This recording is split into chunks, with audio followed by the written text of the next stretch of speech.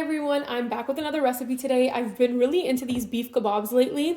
They're so easy and quick to make. They're simple, but they're protein heavy. I think they make such a great meal or a quick lunch option. And again, so easy to make. What you'll need is 1 pound of ground beef, some ginger garlic paste, chili powder, ground coriander, some cumin powder, salt, garam masala, and a small onion. Let's get into it.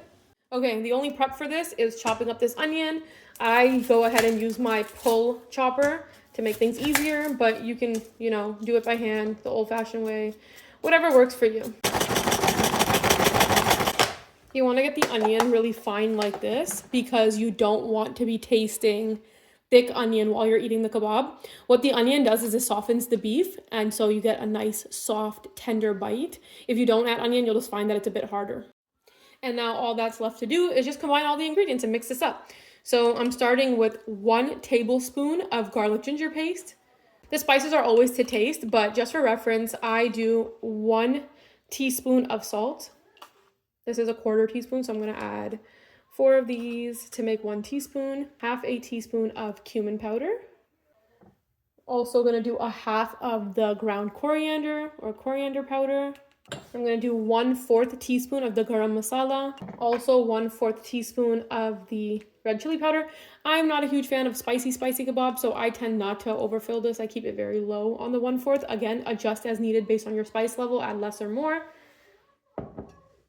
And that's all for the spices. Now we're going to go ahead and add in this onion that we chopped up. And you can put some gloves on if you want. This is for me and my family, and my hands are clean. I'm just going in with my hands to give this a nice mix. Kind of want to massage everything in and just keep mixing until it's all blended. I also want to add that this is such a versatile recipe that you don't need to add all the spices that I'm mentioning. This is what I do. It provides like a nice depth of flavor, but if you just want to add salt and the onion and just some ginger garlic paste, that's sufficient enough. It will still give you a really nice bite and taste and flavor. The rest of the things just add more depth of flavor. So it's completely up to you. This recipe, you can make it your own. You do what you want with it.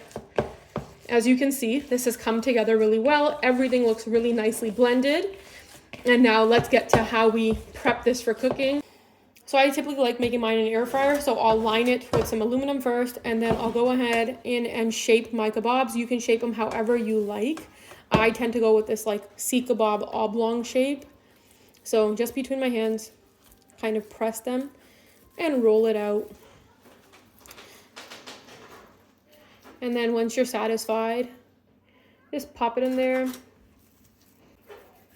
Also, when you are doing this and you're rolling them out, it helps to have your hands wet. So just kind of run them under water, warm water, or just even having some oil on your hands because it will help you roll them out easy.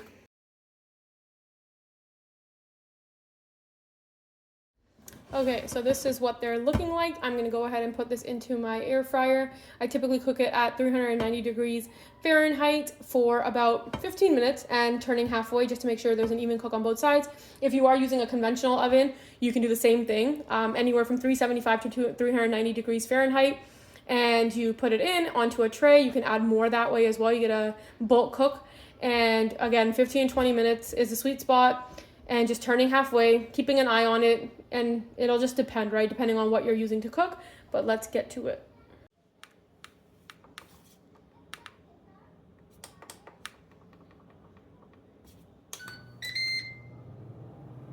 Okay, as you can see, we're at the 7.5 minute mark. This is what, let me push this back so you guys can see. This is what they are looking like. I'm gonna go ahead and take some tongs and just flip these to the other side.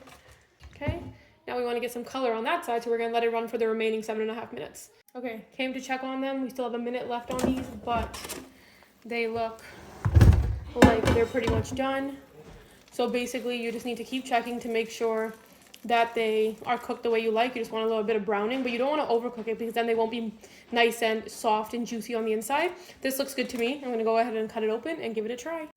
Okay, here we have it. As you can see, got a little crispy on that end, but let's cut into it. I'm going to give it a try.